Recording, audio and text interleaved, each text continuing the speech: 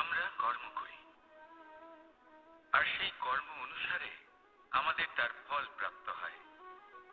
এখন এই কর্ম আরো শ্রেষ্ঠ হতে থাকে, আমরা আরো প্রেরিত হতে থাকি। তার জন্য আমরা বড় বড় জ্ঞানীদের থেকে প্রভাবশালী, প্রেরণাদায়ক ব্যক্তির সাথে দেখা করার চেষ্টা করি, দেখা করিও।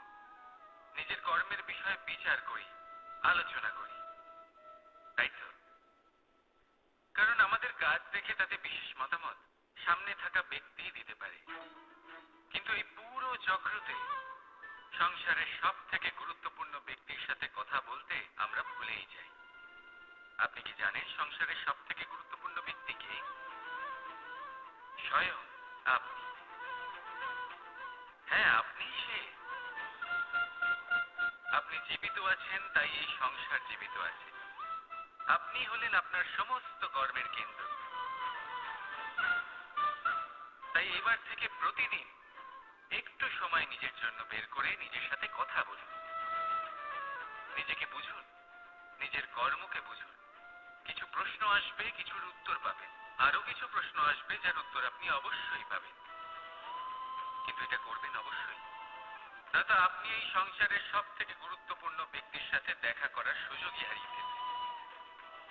এবার বলুন, আপনি কি এরকম চাইবেন? রাধা রাধা। সফলতা, অসফলতা ব্যক্তির জীবনের দুই গুরুত্বপূর্ণ স্তর। প্রত্যেক ব্যক্তি সর্বদা সফল থাকতে পারেন না, প্রত্যেক ব্যক্তি সর্বদা অসফল থাকতে পারেন না। এবার এই দুই যখনই আসে, কিছু দিয়েও যায়, আবার কিছু নিয়েও যায়। যখন অসফলতা আসে, তখন তা আপনাকে সাহস দেয়, আপনাকে ধৈর্যশীল বানায়, আপনার মনোবল বাড়িয়ে তোলে, কিন্তু আপনার প্রসন্নতা নিয়ে যায়। যখন সফলতা আসে, তখন তা আপনাকে প্রসন্নতা দেয়, বিশ্বাস দেয়, বিনম্রতা নিয়ে যায়। এবার অসফল হওয়ার পরে ধৈর্যশীল হওয়া, এই সাহস জাগিয়ে তোলা, তাও বলা যায় সরল। কিন্তু সফল হওয়ার পরে বিনয়ী থাকা সব থেকে কঠিন। কিন্তু ততটাই গুরুত্বপূর্ণ হলো বিনয়ী থাকা। যখনই জীবনে আপনার সাফল্য আসবে, নিজের মনকে সংযত রাখুন, বিনম্রতাকে যেতে দেবেন না। যদি এরকম হয়, তাহলে সেই সাফল্য শিশিরের ফোঁটার মতো লুপ্ত হয়ে যাবে। রাধা রাধা। জীবনের সমস্যার বিষয়ে ভাবছেন? ভাবছেন যে কেন সমগ্র সংসারের সমস্ত কষ্ট, সমস্ত সমস্যা আমার ঝুলিতেই এসে জড়ো হলো? সবাই এটাই ভাবেন। চলুন, আমি আপনাকে বিচার বিবেচনা করতে বাধ্য করছি। ভাবুন ঝিনুক, ঝিনুকের পেটের ভেতর কাঁকড়ের এই যন্ত্রণা, ঝিনুককে তা কেন ভোগ করতে হয়? বটবৃক্ষের বীজ মাটিতে 7 হাত নিচে অন্ধকারে ঘেরা থাকে, কেন? সংসারের সবচেয়ে তীক্ষ্ণ জ্বালা সূর্যকেই জ্বালায়, কেন? কারণ ঝিনুকের মধ্যে সেই ক্ষমতা রয়েছে মুক্ত জন্ম দেওয়ার।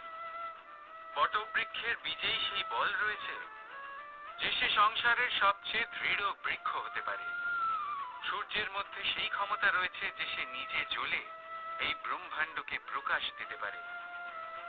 সেজন্য জীবনে যখনই বিপদ আসবে, সমস্যা আসবে, তখন নিজেকে বোঝান যে প্রকৃতি আপনাকে এই জন্য চয়ন করেছে, কারণ প্রকৃতি এটাই ভাবে যে এই পরিস্থিতিতে সর্বশ্রেষ্ঠ ফলাফল আপনি বের করতে পারবেন। রাধা রাধা। শব্দ, এই শব্দ কি? ফুসফুস থেকে নির্গত বায়ু যা কণ্ঠের সাথে ঘর্ষণে কম্পনে পরিবর্তিত হয়, এই কি শব্দ? না, শব্দ হলো নাদ, শব্দ হলো ব্রহ্ম। এই শব্দ অত্যাধিক শক্তিশালী। এই শব্দতে এত শক্তি থাকে, এই সংসারকে বদলে দিতে পারে। আপনার শব্দ বীজের ন্যায় হয়। কারোর মনে কাঁটাও উৎপন্ন করতে পারে, আবার পুষ্পও উৎপন্ন করতে পারে।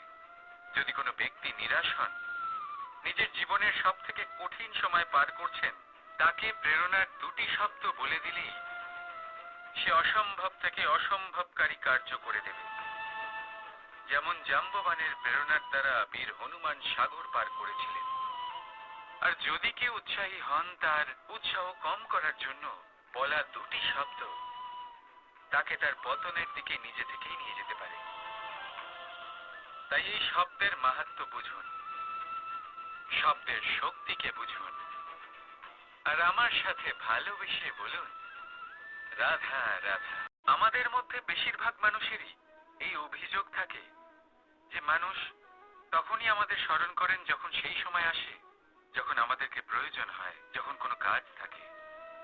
যখন এই সময় পেরিয়ে যায়, তাদের কার্যসিদ্ধি হয়ে যায়, তারা আমাদের থেকে দূরে চলে যান, ভুলে যান আমাদের। এবার এই বিষয়ে ভেবে খারাপ অবশ্যই লাগে। এই পরিস্থিতিকেই অন্য এক দৃষ্টিভঙ্গি দিয়ে দেখার চেষ্টা করুন। মনে রাখবেন, মানুষ প্রদীপের সন্ধান তখনই করেন যখন তার জীবনে অন্ধকার থাকে। আপনি প্রসন্ন হয়ে উঠুন, কারণ আপনার কাছে সেই সুযোগ আছে যে কারোর জীবনে প্রকাশের কিরণ আনতে পারছেন, কাউকে সঠিক পথ দেখাতে পারছেন, কারোর সহযোগিতা করতে পারছেন, এই পুণ্য অর্জন করতে পারছেন। কারোর থেকে কোনো আশা রাখার দরকার নেই। যার আপনাকে যতটা প্রয়োজন তাকে ততটাই সাহায্য করুন, ততটাই সবাইকে প্রেম বিতরণ করুন। আর এই প্রেমের ভাব নিয়েই আমার সাথে বলুন, রাধা রাধা।